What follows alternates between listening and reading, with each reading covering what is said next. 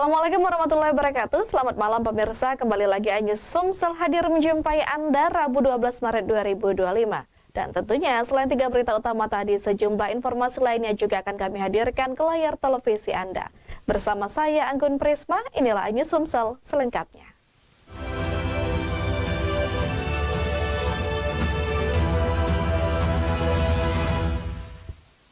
Kita awali informasi pertama, pemirsa. Penumpang taksi online di Palembang babak belur dihajar warga.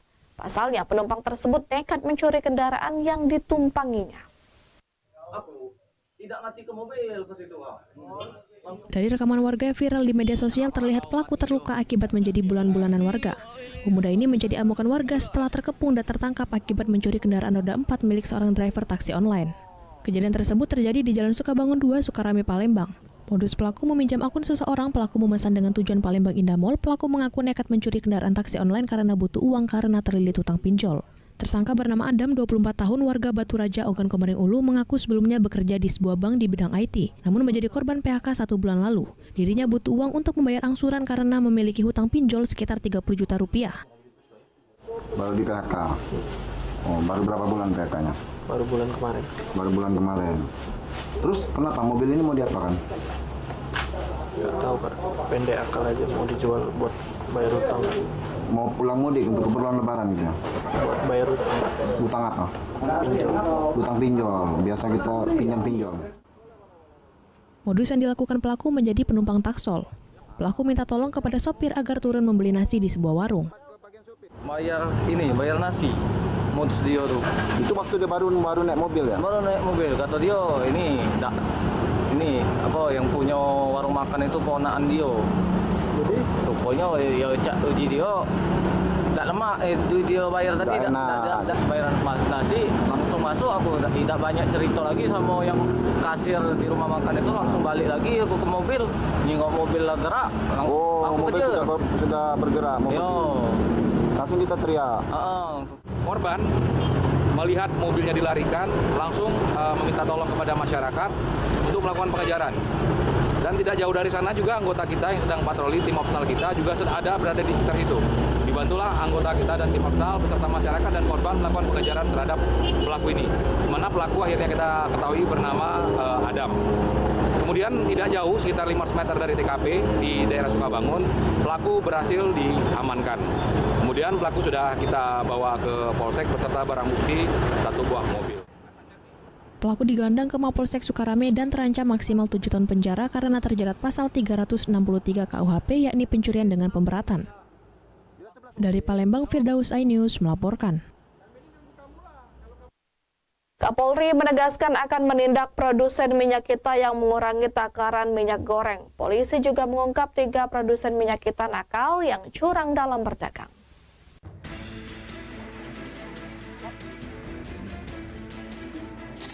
Gudang produksi minyak kita ilegal di Desa Cijujung, Sukaraja, Kabupaten Bogor digerebek Satreskrim Polres Bogor. Seorang pelaku berinisial TRM ditangkap. Pelaku mengurangi takaran dalam kemasan 1 liter minyak kita hanya diisi 800 ml dan dijual di atas harga distributor dari seharusnya Rp13.500 menjadi Rp15.700. Pelaku baru beroperasi 1 bulan raup Rp600 juta dengan mendistribusikan minyak kita ilegal ini di Tangerang dan Bogor. 4 tersangka ditangkap Satgas Pangan Polres Gorontalo karena mengemas ulang minyak goreng subsidi minyak kita dengan berbagai ukuran untuk dijual kembali dengan harga lebih mahal. Praktik curang ini dilakukan di 2 toko di Desa Modelo Motilamuta, Kabupaten Boalemo, Gorontalo. Minyak kita dikemas ulang di botol bekas air mineral terjual lebih dari 9 ton sejak 9 November 2024 dengan keuntungan 20 hingga 25 juta rupiah per bulan. Sementara Polri telah melakukan investigasi di 3 lokasi dan menemukan sejumlah pelanggaran seperti pengurangan volume isi dalam kemasan serta minyak kita palsu. Tim Liputan iNews melaporkan. Seorang pencari bekicot menjadi korban salah tangkap setelah dituduh mencuri pompa air. Motor korban kerap parkir di pinggir sawah ternyata sedang mencari bekicot.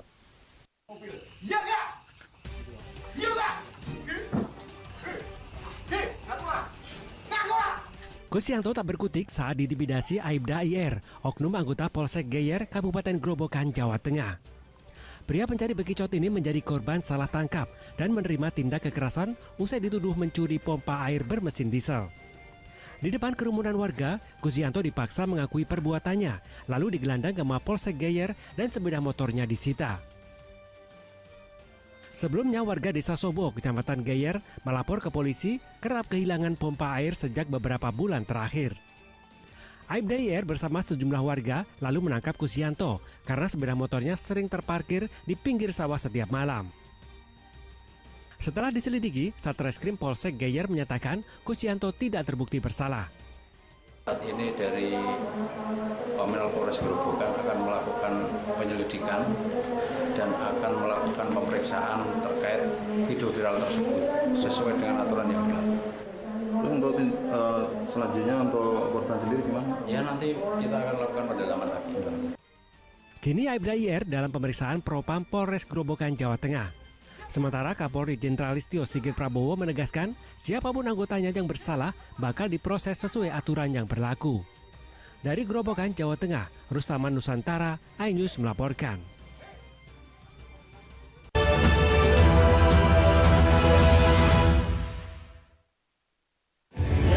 Sempurnakan bulan sucimu dengan nikmatnya Ramadan. Jangan pernah kita berpikir hidup ini tidak ada cobaan. Seluruh amal kita itu dihitung dengan niat. Berbagi hikmah dan nasihat Ramadan.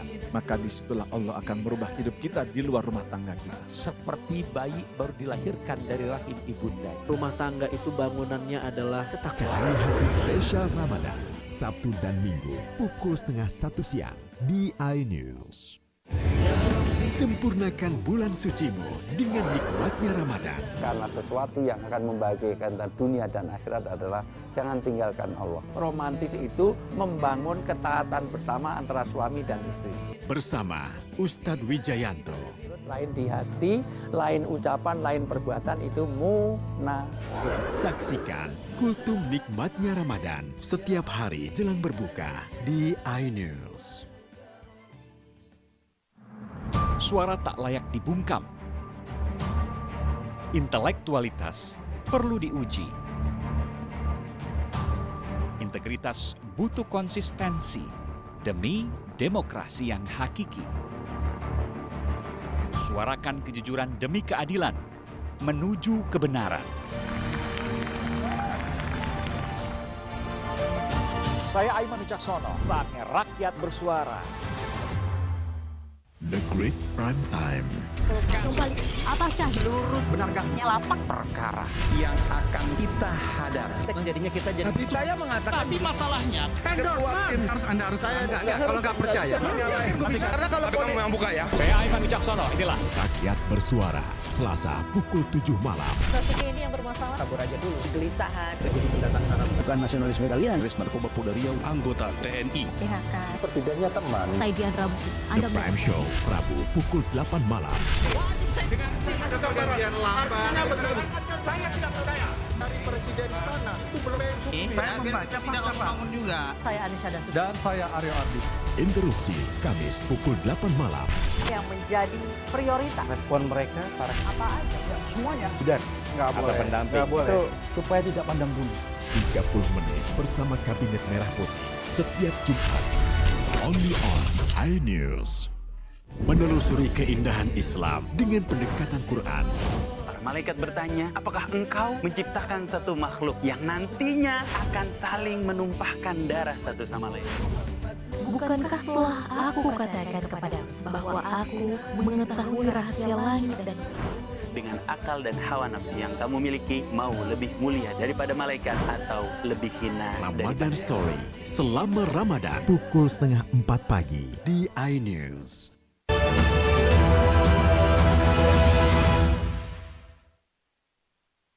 Pemirsa, setelah sempat jadi sorotan, pemerintah pastikan pengemudi ojek dan taksi online akan dapatkan tunjangan hari raya. THR paling lambat harus dibagikan 7 hari sebelum hari raya.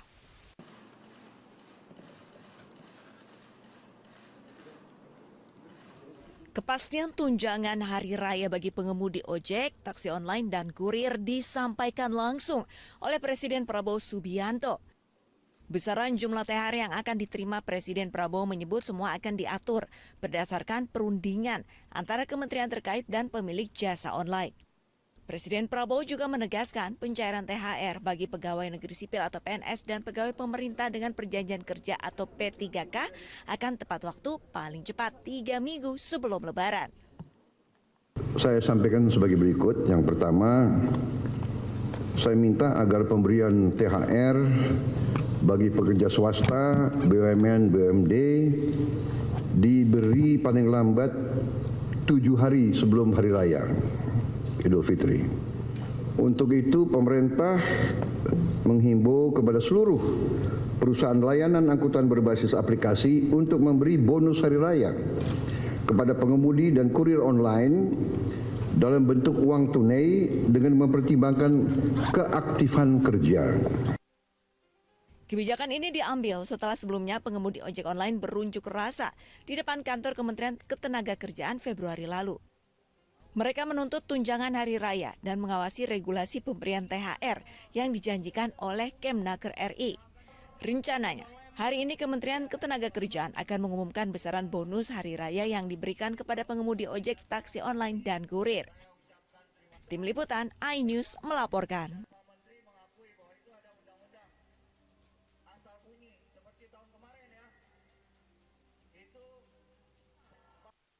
Gubernur Jawa Barat Deddy Mulyadi menemukan tanah di sekitar Sungai Bekasi, Jawa Barat telah bersertifikat menjadi hak milik.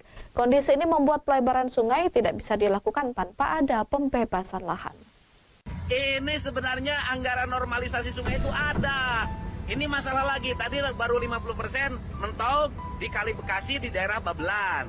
Ya kan, karena terkendala daerah yang dinormalisasinya berubah tanahnya menjadi hak milik. Betul, Bapak. Ini ngerjain di mana lagi? Saya di hilirnya dari Gubernur Jawa Barat Deddy Mulyadi mengungkap tanah di sekitar Sungai Bekasi Jawa Barat telah berubah menjadi permukiman.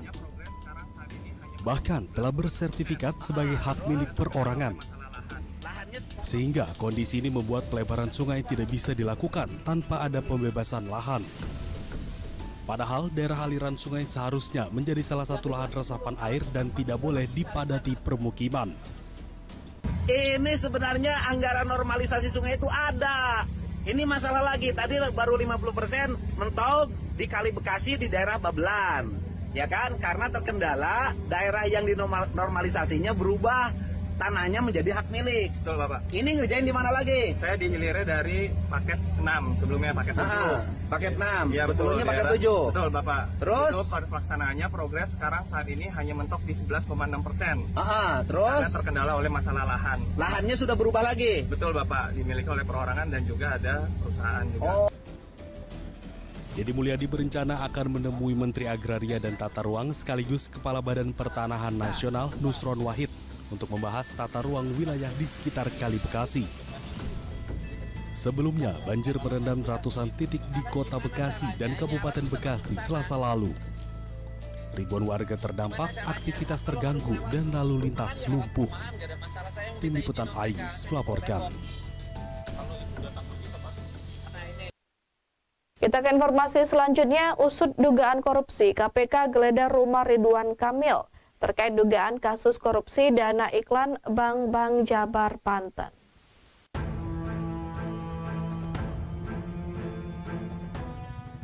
Rumah milik mantan Gubernur Jawa Barat Ridwan Kamil digeledah Komisi Pemberantasan Korupsi terkait kasus dugaan korupsi pada Bank Pembangunan Daerah Jawa Barat dan Banten atau BJB. Di rumah RK sendiri terlihat sepi aktivitas, meski terdapat sejumlah kendaraan seperti motor dan juga mobil pribadi milik RK terparkir di garasi. Hanya ada petugas keamanan rumah yang terlihat berjaga di rumah yang berada di Jalan Ranca Bentang, Kota Bandung.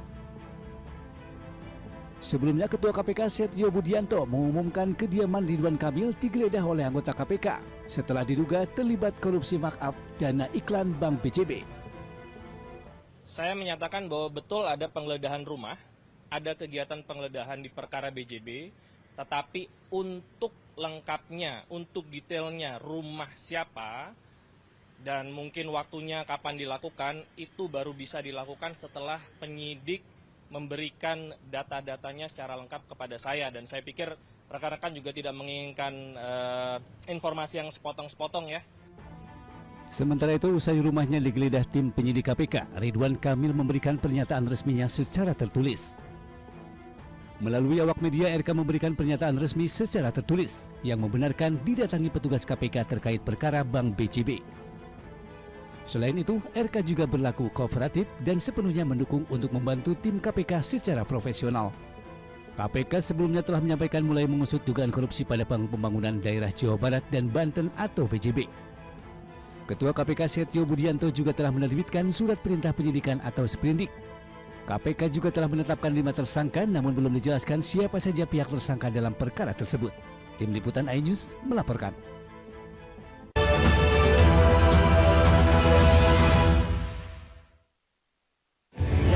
Sempurnakan bulan sucimu dengan nikmatnya Ramadan. Jangan pernah kita berpikir hidup ini tidak ada cobaan. Seluruh amal kita itu dihitung dengan niat. Berbagi hikmah dan nasihat Ramadan. Maka disitulah Allah akan merubah hidup kita di luar rumah tangga kita. Seperti bayi baru dilahirkan dari rahim ibunda. Rumah tangga itu bangunannya adalah ketakwaan. Cari hati spesial Ramadan, Sabtu dan Minggu, pukul 12:30 siang di iNews.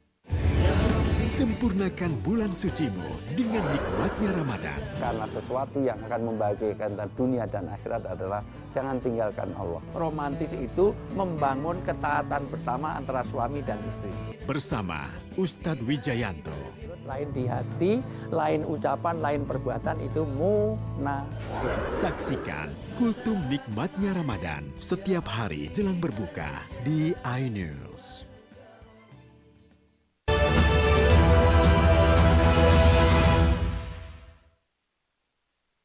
Pemirsa, pemerintah Kabupaten Musirawas Utara menggelar seleksi tilawatil Quran dan hadis ketiga Kabupaten Muratara.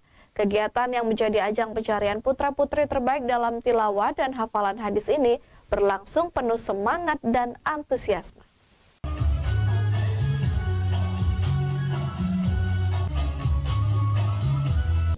Seleksi tilawatil Quran dan hadis ketiga Kabupaten Muratara resmi digelar dengan diikuti 154 peserta dari 7 kecamatan yang ada di Kabupaten Muratara.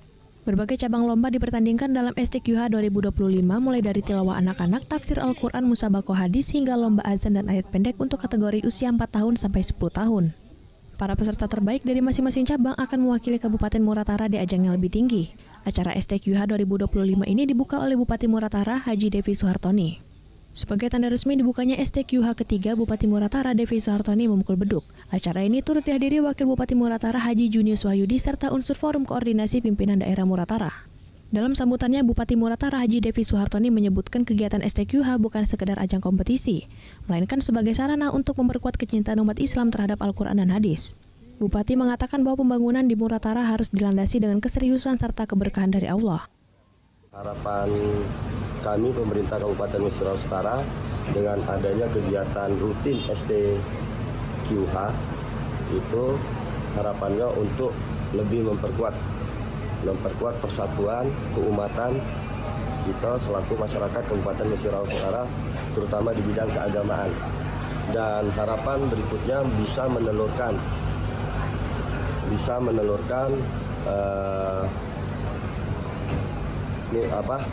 qori-qoriah yang berpotensi dari Kabupaten Musirawas Utara.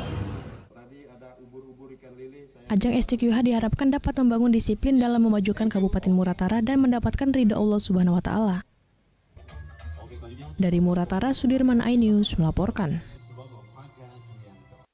Pemirsa, laksan menjadi salah satu kuliner kota Palembang. Selain pempek yang tidak asing lagi bagi para pecinta kuliner Nusantara. Khusus saat Ramadan, laksan jadi favorit dan sering dijadikan menu buka puasa. Berikut liputan selengkapnya untuk Anda.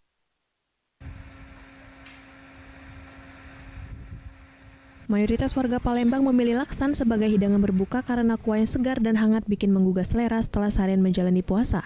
Dengan harga 12.000 per porsi, laksan di kedai kawasan Pasar Mas Krebet Palembang ini punya rasa yang gurih dan ciri khas disantap bersama sambal khas Palembang yakni sambal cengek. Untuk membuat lenjer laksan menggunakan ikan tenggiri, air, garam, vetsin, putih telur, dan sagu tani. Langkah awal, aduk ikan tenggiri, air, garam, dan vetsin hingga kental dan rata. Selanjutnya, masukkan putih telur dan sagu bentuk memanjang dan rebus selama sekitar 5 menit. Setelah dingin, potong sesuai selera.